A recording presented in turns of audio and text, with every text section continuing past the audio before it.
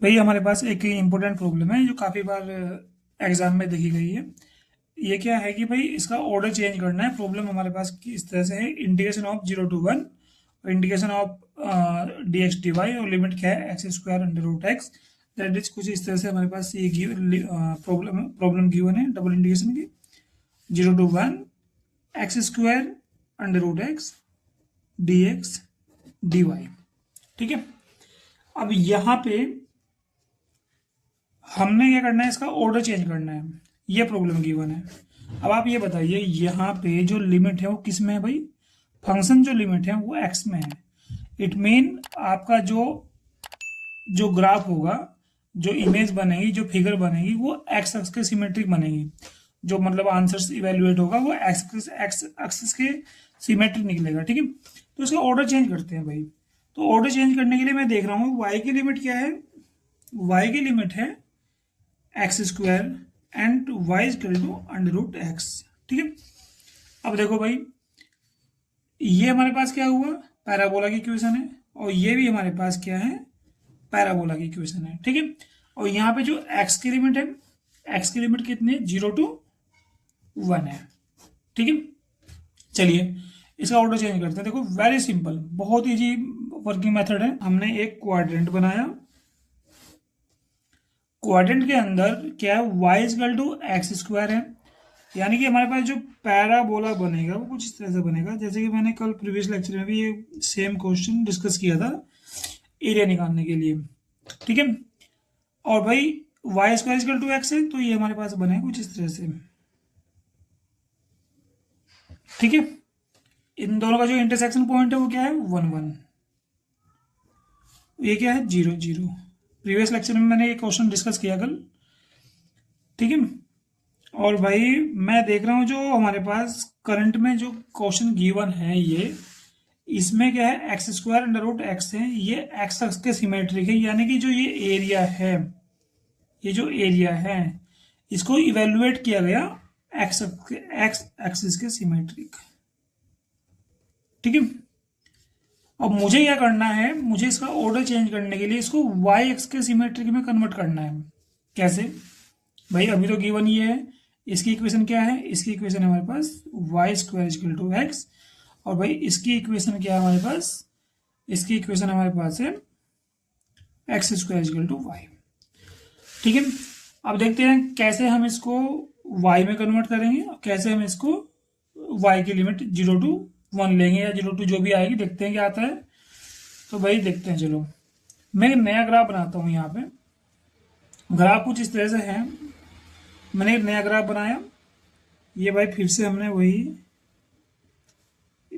यही पैराबोला बनाया भाई दोनों। ठीक है, ये हमें ये वाला ग्राफ जो बाउंड्री डिवीजन है इसको इवेलुएट करना है। इस बार हमें करना है ये वाई एक्सिस के सिमेट्रिक। देखिए बच्चों को बहुत ज़्यादा प्रॉब्लम होती है चेंज ऑफ ऑर्डर में, लेकिन अगर हम थोड़ा सा इसको डेडिकेशन से करेंगे तो काफ़ी इजी बन जाएगा। काफ़ी इंपॉर्टेंट क्वेश्चन रहते हैं इसके एग्जाम्स में। तो भाई ये बनेगा हमारे पास, ये जो पूरा एरिया है ये, इसको हम वाई एक्सिस के कॉरस्पॉन्डिंग निकालेंगे। ठीक है, तो देखो भाई इसको अगर मैं वाई के लिए, यहाँ पे कितना है, 1 1, क्योंकि इंटरसेक्शन पॉइंट क्या है, 1 1 है, तो ये कितना हुआ, 0 1, ये जो पॉइंट हुआ। ठीक है, अब देखो भाई अगर मैं इसके अकॉर्डिंग देखूँ, इस कर्व के अकॉर्डिंग देखूँ, इस कर्व के, ठीक है, तो यहाँ पे जो बाउंड्री रीजन होगा एक्स और वाई एक्सिस के बीच में, ये कुछ इस ये वाला होगा। ठीक है, तो भाई हमारे पास क्या होगा, तो भाई पहले हम फंक्शन लिमिट की बात करते हैं। तो फंक्शन लिमिट में अगर मैं इस एंगल से देखूं, इधर से इधर की ओर देखूं, मतलब ऐसा कुछ देखूं, अगर मैं यहां से देखूं तो ये अपर लिमिट हो जाएगी, और ये अपर लिमिट क्या होगी, ये इक्वेशन क्या है हमारे पास, ये है ये है x² इक्वल टू वाई। तो x इक्वल टू कितना बन जाएगा, अंडर रूट वाई। ठीक है, ये बन जाएगा हमारे पास x equal to under root y. ठीक है, तो अपर लिमिट कितनी हुई, अंडर रूट वाई।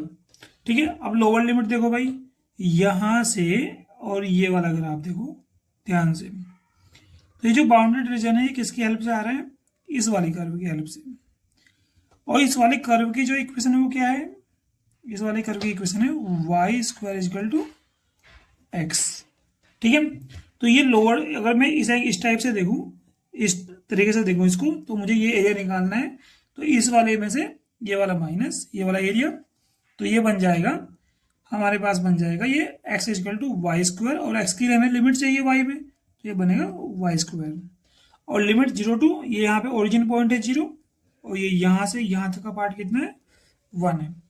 तो ये हुआ हमारे पास चेंज ऑफ ऑर्डर। एक बात देखिए, तो दोनों क्वेश्चन में सिमिलरिटी ये देखिएगा, यहाँ पे 0 टू 1 है, x square under root x है, और यहाँ पे जो आया हमारे पास 0 to 1 y square under root y. इसका मतलब ये बिल्कुल नहीं है कि एक्स को वाई से रिप्लेस कर दीजिए, इसका मतलब बिल्कुल भी नहीं है। इसमें हमें पूरा प्रोसेस अप्लाई करना है। ठीक है, जो चेंज ऑफ ऑर्डर का जो प्रोसेस होता है पूरा वर्किंग मेथड अप्लाई करना है। हो सकता है कि ये वैल्यू आपकी एक्स वाई को रिप्लेस कर दे, लेकिन ये इसका मतलब बिल्कुल भी रिप्लेसमेंट नहीं है। Both are different, this and this order. ठीक है, बोथ आर डिफरेंट। लेकिन अगर दोनों क्वेश्चन को हम इवेल्युएट करेंगे, इसको और साथ में इसको, दोनों ही इंटीग्रेशन को अगर हम इवेल्युएट करेंगे, ठीक है, तो इवेल्युएट में मैं देखूंगा दोनों का जो आंसर आएगा वो सेम आएगा। इसका